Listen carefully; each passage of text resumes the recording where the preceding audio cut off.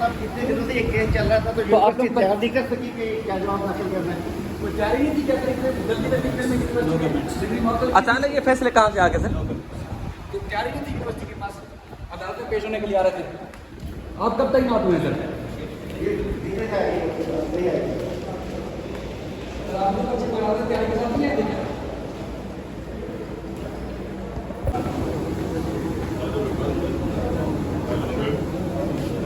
Order में इनका नाम ठीक करा दी कि अब्दुल रहमान लिख दिया था।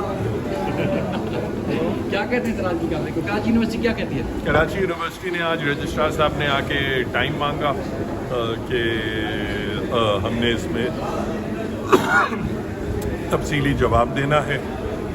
उस पे बेंच ने मुझसे पूछा तो मैंने कहा बेशक इनको टाइम दे दें, मगर मीनवाइल में जो ऑर्डर है कराची यूनिवर्सिटी का उसको कम से कम सस्पेंड किया जाए।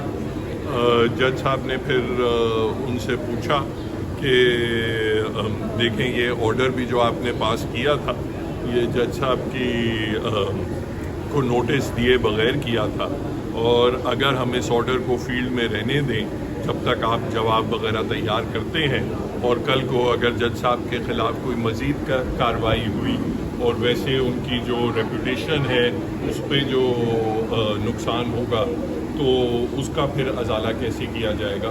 तो ये चीज़ें मद्देनज़र रखते हुए बेंच ने आज फिर कराची यूनिवर्सिटी का जो फाइनल डिक्लेरेशन था और उससे कबल जो तमाम कार्रवाई थी उसको उन्होंने मुअत्तल कर दिया, सस्पेंड कर दिया। फेडरेशन का क्या रोल है इसमें? फेडरेशन की जो जज साहब की जो दरख्वास्त है उसमें उनका ये कहना है कि ये तमाम चीज़ें जो हैं ये एक साजिश के तहत की गई थी।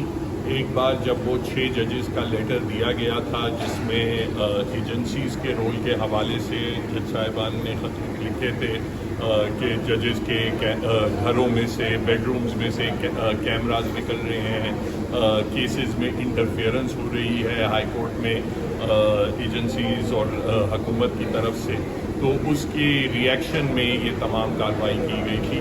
तो वो फेडरेशन का उसमें ये रोल है। सर ये कराची यूनिवर्सिटी की कार्रवाई चाइना कार्रवाई तो नहीं लग रही थी, क्योंकि 3 दिन में कार्रवाई करके उनकी डिग्री मंजूर कर दी। मैं अब तो वो चीज़ें पब्लिक भी हो गई हैं। जो इरफान मजहर साहब थे उनका लेटर जो था वो जो लांडी टाउन के रिहायशी थे, कोई उनका किसी यूनिवर्सिटी से या किसी अदलिया से या कानून से कोई ताल्लुक नहीं था। एक शख्स इरफान मजहर खड़े हुए, उन्होंने ख़त लिखा कि मुझे ये जज साहब के तमाम इनरोलमेंट नंबर्स का मुझे इल्म है और मुझे ये शक है कि इसमें कुछ गलत चीज़ है। उसके 27 मई 2024 को वो वाइस चांसलर को वो ख़त रिसीव होता है और 29 मई 2024 को कराची यूनिवर्सिटी ने फैसला सुना दिया कि हम ये 33 साल पुरानी डिग्री कैंसिल कर देंगे। अब ये चीज़ वाज़ेह होनी चाहिए क्योंकि एक चीज़ कुछ मीडिया में कुछ लोग मिसरिपोर्ट कर रहे हैं कि ये जाली डिग्री का केस है। ये जाली डिग्री का बिल्कुल केस नहीं है।